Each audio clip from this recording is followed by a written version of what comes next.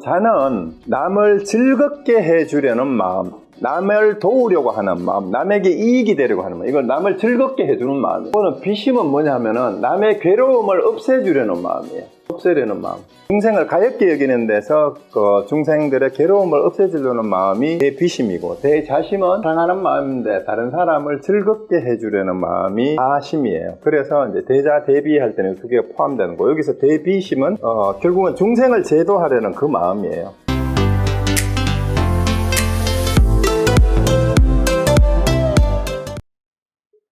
네, 안녕하십니까.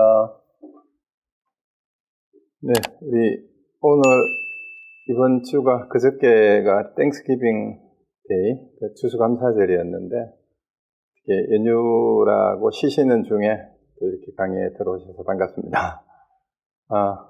다들 특히 드셨나요? 자, 오늘 강의가 이제 전체 진심직설 강의로는 6번째고 오늘 같이 볼 내용이 11장, 12장, 13장이에요.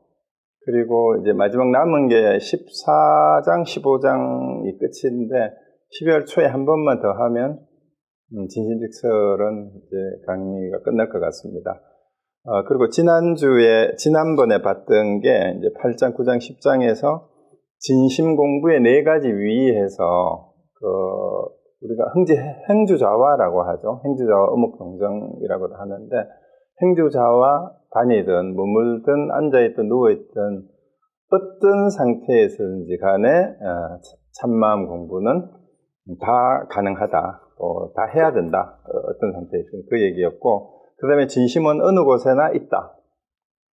그리고 진심은 생사를 떠나 있다. 그래서 생사를 떠나 있으니까 참마음은 윤회하고 관계가 없다는 그런 얘기가 되죠. 자, 그러고 이제 오늘 다뤄야 될 내용이 11장이 참마음 공부의 정조예요. 우리가 옛날에 어디 관공서에 가보면 관리 책임자 정부 이렇게 적어놨는 게 있는데, 이제 주가 되는 거예요. 정하고 보조가 되는 건데, 참마음 공부를 할 때 가장 중심이 되는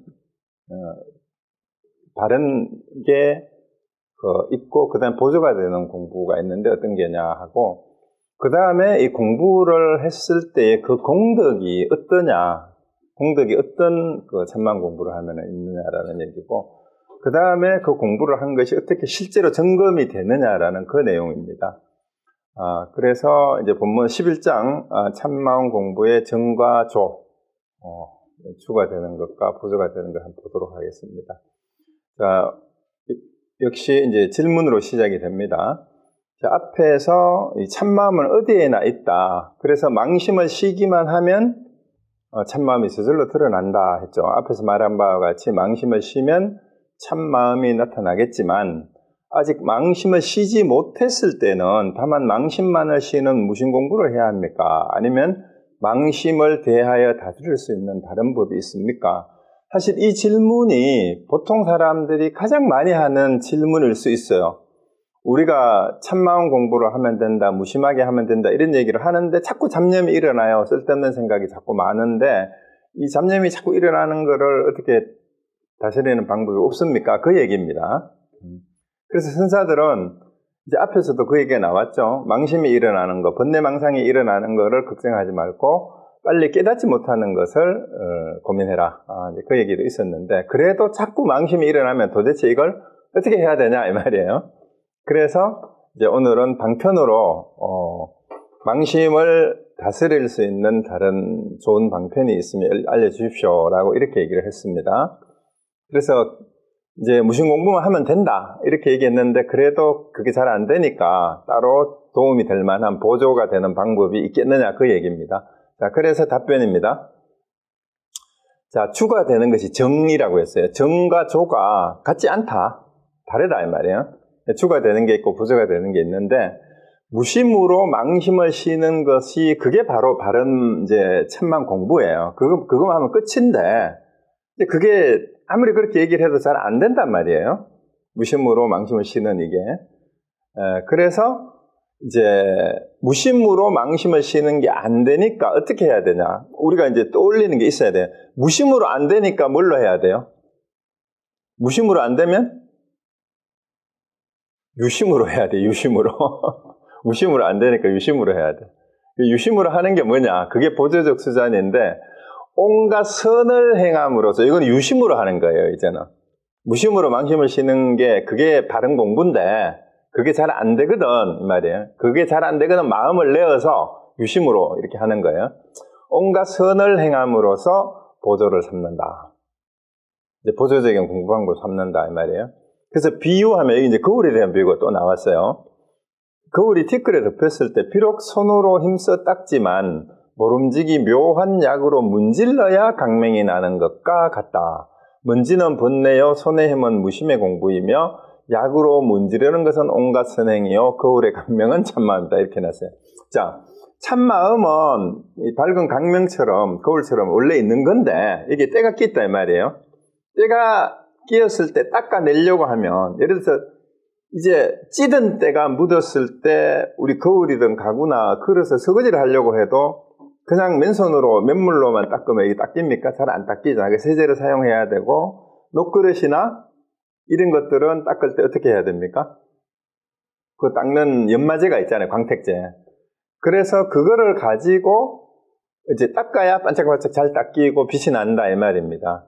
그래서 손으로 힘써 닦는 거, 우리 몸이 원래 갖춰져 있는 거는 그냥 손이에요. 근데 이 손이 힘이 무심 공부란 말은 우리 몸에 무심이 갖춰져 있다 이 말입니다. 이거 손을 무심이라고 비유한 거는 원래 무심으로만 그냥 하면 되는 건데 찌든 때가 뭐예요? 티끌에 덮여 있다라는 게 우리의 번뇌망상으로 또 무명으로 인해서 오랫동안 습관이 되고 길들여진 우리의 습이죠, 습. 그것이 찌든 때예요. 근데 그거는 쉽게 잘 안 벗겨진다, 이 말이에요. 그거를 내려놓으려고 해도. 그래서, 이제 옛날 거울은 요즘 같은 유리 거울이 아니고, 이제 동판 거울이잖아요. 녹그릇은 여러분, 옛날에 어릴 때 저희 집에는 이 제기가 전부 그 녹그릇으로 돼 있었어요. 그리고 이제 절에도 지금도 녹그릇을 제기를 쓰잖아요. 향로하고 뭐 이렇게 촛대 이런 거. 그게 이제 수시로 닦아줘야 되는데 광택제가 없으면 닦기가 참 힘듭니다. 그런데 이 광택제가 바로 여기서 말하는 보조적인 수단이에요. 광택제가. 그래서 이런 광택제가 뭐냐? 그게 선행이라는 거예요. 선행. 그래서 이제 그 다음에 이제 이어지는 구절을 한번 봅시다. 기신론에 단과 같은 말이 나와요. 이제 요 페이지하고 그 다음에 쭉 이어지는 게 전부 기신론의 내용입니다. 요 다음 페이지까지. 요게 전부가. 기신론에,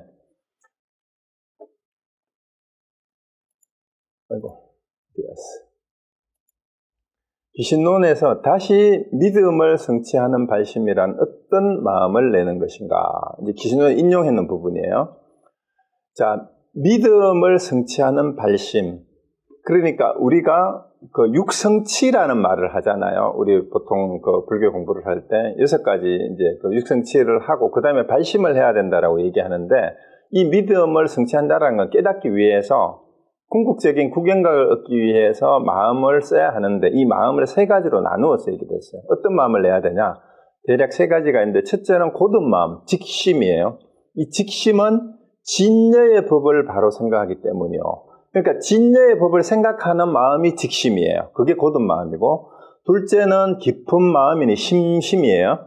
일체의 선행을 모으기 때문이며 이 선행을 모으는 마음이 바로 깊은 마음이라는 뜻이에요. 그러니까 신심이 깊다라고 했을 때 일체 선행을 모으는 마음이 바로 이 신심이 깊다라고 얘기하는 거예요. 깊은 마음. 그 다음에 셋째는 크게 가엾이 여기는 마음이니 모든 중생의 괴로움을 없애주려 하기 때문이다.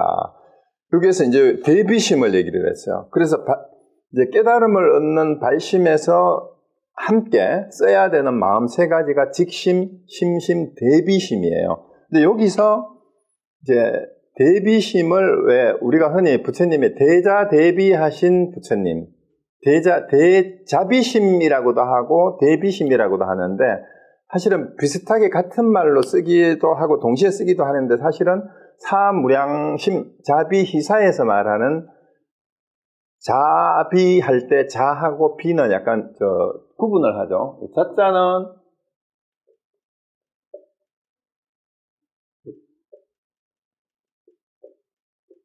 요거 자는 남을 즐겁게 해주려는 마음, 남을 도우려고 하는 마음, 남에게 이익이 되려고 하는 마음, 이걸 남을 즐겁게 해주는 마음이에요. 즐겁게 해주려는 마음. 요거는 비심은 뭐냐 하면은 남의 괴로움을 없애주려는 마음이에요. 없애려는 마음.